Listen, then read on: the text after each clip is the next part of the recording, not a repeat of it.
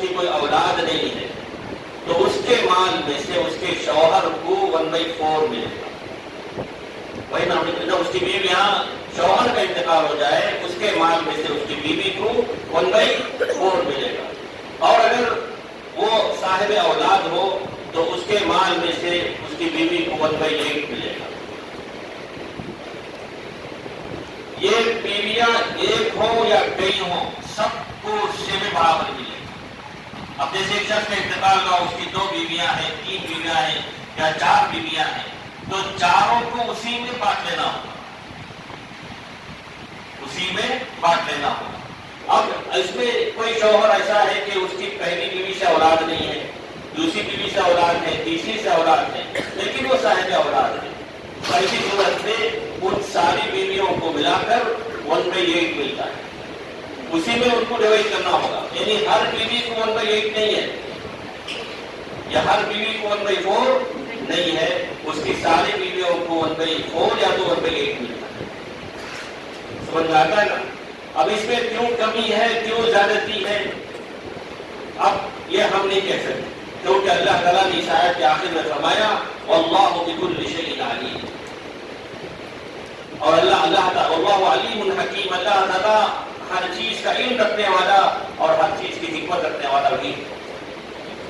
اسی طرح ایک اور ایگزامپل میں دیتا ہوں.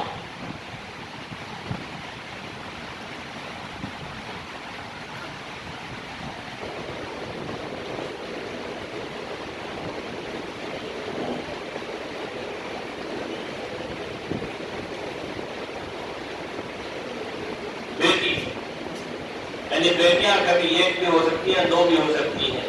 اللہ تعالیٰ نے فرمایا یَهَبُ لِمَن يَشَاءُ إِنَاثًا وَيَهَبُ لِمَن يَشَاءُ الذُّكُورَ أَوْ يُزَوِّجُهُمْ ذُكْرَانًا وَإِنَاثًا وَيَجْعَلُ مَن يَشَاءُ عَقِيمًا.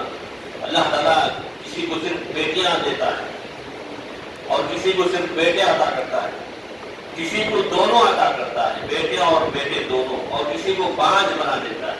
یہ 4 چیزیں تو تقدیر الہی سے ہونا ہی. لیکن اللہ نے سب سے پہلے کس کا تذکرہ کیا؟ بیٹیوں کا. تو بیٹیوں کی اہمیت ہوتی نا اس میں, بیٹیوں کی اہمیت ہے اس میں. اور اللہ تعالیٰ نے یہ احکام بھی جو اتارے سورۃ النساء میں اتارا.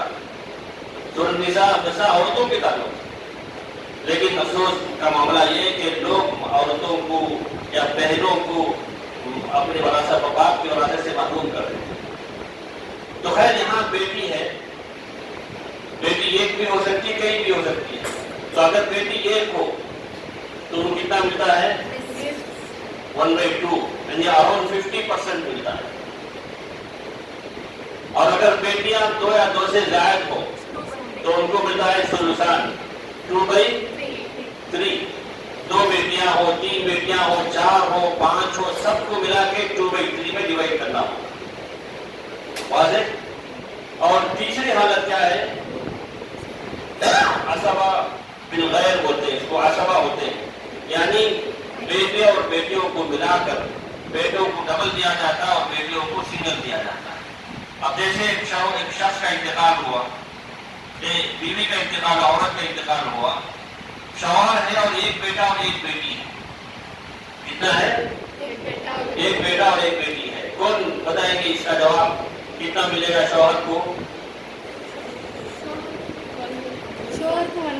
ہاں, شوہر کو 1/4. ہاں, اور بیٹا اور بیٹی کو عصبہ مل رہے ہے نا. تو اب جو ہے شوہر کو 1/4 اور بیٹا اور بیٹی عصبہ بتایا, تو کل 4 حصے کرنے ہے نا. تو ایک حصہ شوہر کو چلا گیا, باقی بچے کتنے؟ 3 میں سے 2 بیٹوں کو جائے گا اور 1 بیٹی کو جائے گا. یہی ہے عصبہ بالغیر کا مطلب کہ 1:2 کے حساب سے للذکر مثل حظ الانثیین, بیٹے کو ڈبل حصہ اور بیٹیوں کو سنگل حصہ. سمجھ آیا؟ اسی طرح اگر شوہر کا انتقال ہو جائے, بیوی ہے, 3 بیٹے اور 1 بیٹی ہے. شوہر کا انتقال ہو جائے, بیوی ہے, 1 بیوی, 3 بیٹے اور 1 بیٹی. تو ہم نے بتایا بیوی کو کتنا ملے گا 1/8, اور بیٹے اور بیٹیاں عصبہ مل گئے. تو 1/8 ہو تو کل 8 سے جو ہے ڈیوائڈ کرنا ہو. ایک حصہ چلا گیا بیوی کو، باقی بچے کتنے؟ 7 ہے نا. تو 3 بیٹے ہیں تو 2 into 3 into 2 6. تو 3 بیٹے کو 6 حصے چلے گئے اور ایک حصہ بیٹی. سمجھ رہے نا؟ تو یہ ہے کہ بیٹے کو سنگل اور بیٹوں کو ڈبل اور بیٹیوں کو سنگل دیا جاتا ہے. اب لوگ ہم تو پر اعتراض کرتے ہیں کہ کیوں اللہ نے بیٹیوں کو کم دیا، بیٹوں کو ڈبل دیا. لیکن جس کو شریعت کا علم ہو یا نیچرلی کامن سینس میں ہو تو سمجھ سکتا ہے کہ اللہ نے جو تفریق دی ہے یہ اس کی مصلحتوں پر مشتمل ہے. آپ کے اسکولس کے فیس کون ادا کرتے ہیں؟ آپ کی ماں یا آپ کے باپ؟ جی. آپ کے برقعے اور آپ کے کپڑے کون خریدتے ہیں؟ باپ خریدتے ہیں یا ماں خریدتے ہیں؟ آپ کے لیے چاکلیٹ یا آئس کریم کون خریدواتے ہیں؟ ماں. تو اللہ نے مردوں کو ایک بوجھ دیا ہے. اللہ نے فرمایا الرجال قوامون علی النساء کہ اللہ نے مردوں کا عورتوں پر فوقیت دیا ہے. کیوں فوقیت دیا ہے؟ 2 وجوہات. بما فضل اللہ بعضهم علی بعض، اللہ نے ایک کو دوسرے پر فضیلت دی ہے، یہ آسمان سے اتری ہوئی فضیلت ہے. اور دوسری چیز وبما انفقوا من اموالهم، اور اس وجہ سے بھی کہ ایک مرد اپنا مال عورتوں کا خرچ کرتا ہے. تو خرچ کرنے کی ذمہ داری کس پر ہے؟ باپ پر ہے، ماں پر نہیں ہے. وہاں تو صرف سیونگ ہوتا ہے اور یہاں سب خرچ ہوتا ہے. تو ہم کامن سینس بھی اگر ہمارا ہو تو ہم سمجھ سکتے ہیں یہ جو تقسیم اللہ نے کی ہے یہ کسی طرح ظلم نہیں ہے، یہ تو عین انصاف ہے. میں تو یہ کہوں گا کہ بیٹیوں کو جو مل رہا ہے وہ بھی ان کے لیے زائد ہے، یہ بھی ان کے لیے زائد ہے. اب میں مثال دوں کہ سعودی عرب میں ایسے کسی بچے نے باپ سے کہا کہ کیا معاملہ ہے کہ اللہ نے بیٹوں کو ڈبل اور بیٹیوں کو سنگل دیا. وہاں کوئی ایگزیبیشن چل رہا تھا تو بیٹے کو بلا کر 10 ریال دیا، جاؤ گھوم کر آؤ. بیٹی کو بلایا 10 ریال کے جاؤ گھوم کر آؤ. اس کے بعد جب شام میں واپس آئے تو بیٹے کے پاس پوچھا تمہارے پاس کتنے ریال باقی؟ کہا کہ 2-3 ریال باقی. بیٹی سے پوچھا تمہارے پاس کتنے ہیں؟ کہا کہ 10 کے 10 ویسے ہی ہیں. کیا بات ہے؟ ارے بھیا تو مجھے خرچ کرنے دے ہی نہیں رہے. آئس کریم بھی انہوں نے خریدا، پاپ کارن بھی انہوں نے خریدا، اور کیا ملتی کھاتے بچیاں گوبھی منچوری بھی انہوں نے خریدا اور پانی پوری بھی انہوں نے خریدا، اور مجھے تو خرچ کرنے ہی نہیں دے رہے. تو خرچ کرتے کون ہیں؟ مرد. اور سیونگ کن کے پاس ہوتا ہے؟ اور تو اللہ نے جو دیا ہے وہ خود ان کے لیے بہت بڑی چیز ہے. تو یہ جو ہے مختصر میں نے آپ کے سامنے شوہر، بیوی اور بیٹیوں کے حصے بیان کیے. اسی طور پر آپ کو سمجھنا ہے. اب اس کو کیسے ڈیوائڈ کرتے ہیں، کیسے ڈویژن ہے، اس کا ایک الگ حساب ہوتا ہے. اس کو تدبیر کہتے ہیں، اس کو پریکٹیکل کہتے ہیں.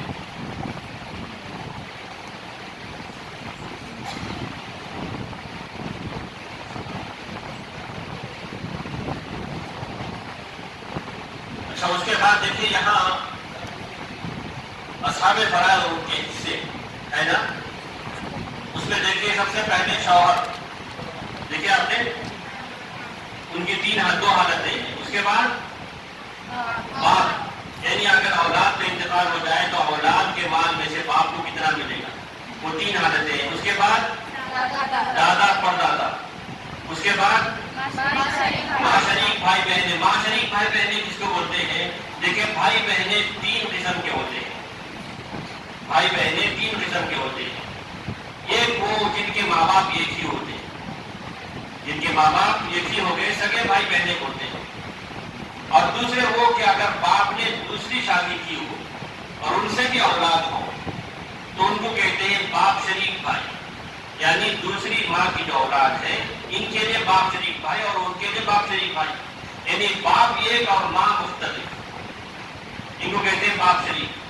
اور تیسری قسم ہے ماں شریک بھائی بہنیں، کہ اگر کسی عورت کا انتقال ہو گیا، اس نے باپ نے دوسری شادی کی لیکن وہ بھی صاحب اولاد تھی، پہلے شوہر سے اولاد تھی. تو اب ایک ہی عورت ہے لیکن بچے 2 شوہروں سے، یہ پہلے شوہر سے اور دوسرے شوہر سے. تو یہ جو بچے آپس آپس میں ایک دوسرے کے لیے ماں شریک بھائی بہنیں کہ ماں یہ باپ مختلف، تو اللہ نے سب کے حصے رکھے. تو ٹھیک ہے، تو باپ شریک بھائی اور ماں شریک بھائی اور ماں شریک بہن ہے. اس کے بعد نمبر 6 بیٹیاں، نمبر 7 پوتی، نمبر 8 ماں، اور نمبر 9 دادی نانی، اور نمبر 10 بیوی، ایک ہو یا کئی ہو.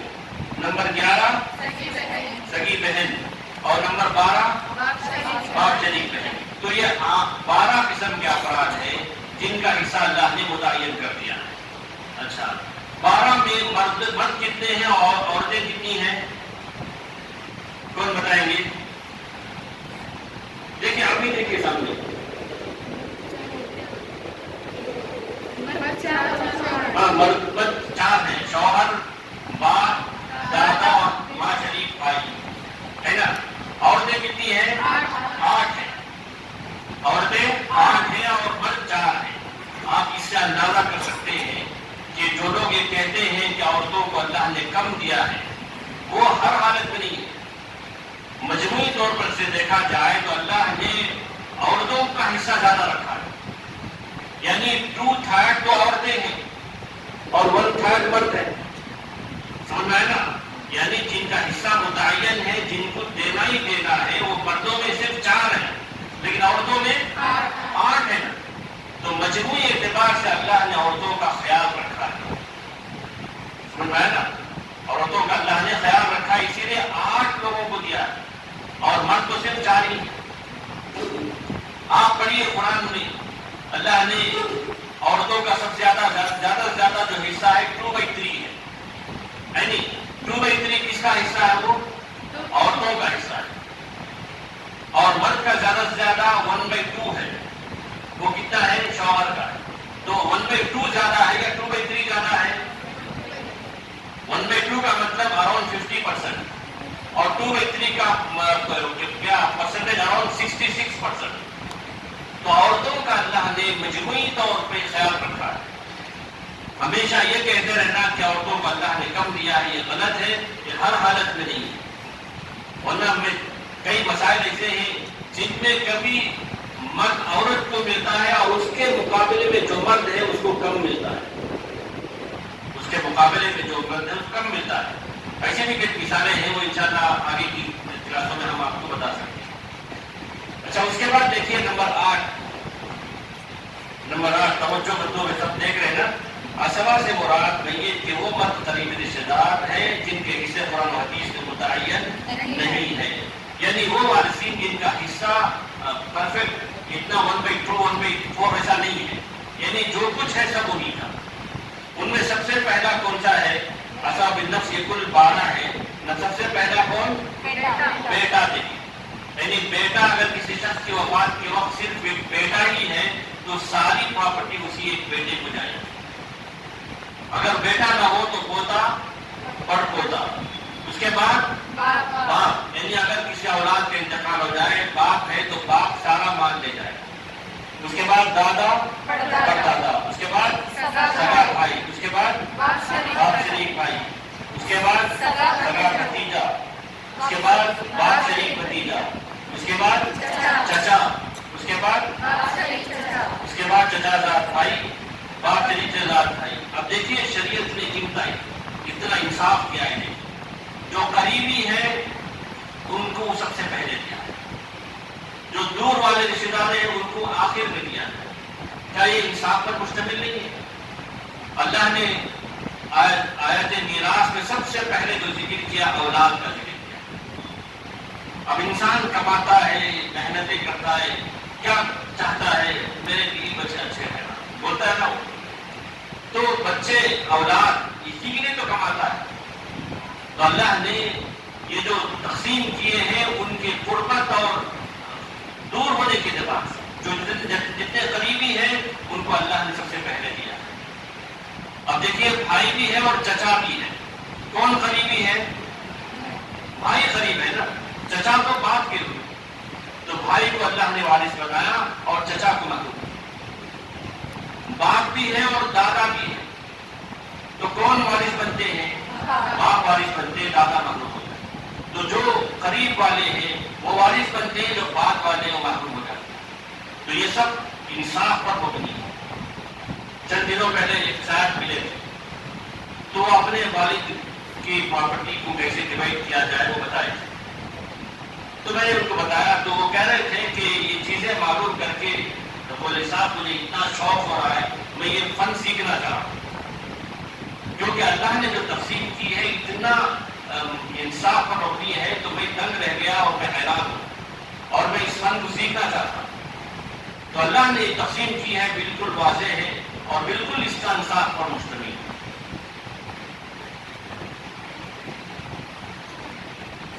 اچھا، اس کے بعد جو پیج نمبر 4 نکالیے، اس کے بعد آپ پڑھ سکتے ہیں، پیج نمبر 4 نکالیے، پیج نمبر 4۔ اس پہ یہاں دیکھیے جو یہ بنائے گئے ہیں، کیا بولتے ہیں اس کو، کیا بولتے ہیں جی، کیا بائی چارٹ بولتے ہیں، بائی چارٹ بولتے ہیں نا اس کو۔ اب یہاں دیکھیے سب سے پہلے سدس پانے والے ہیں نا، وہ سدس پانے والے یعنی 1/6 پانے والے کون کون ہیں؟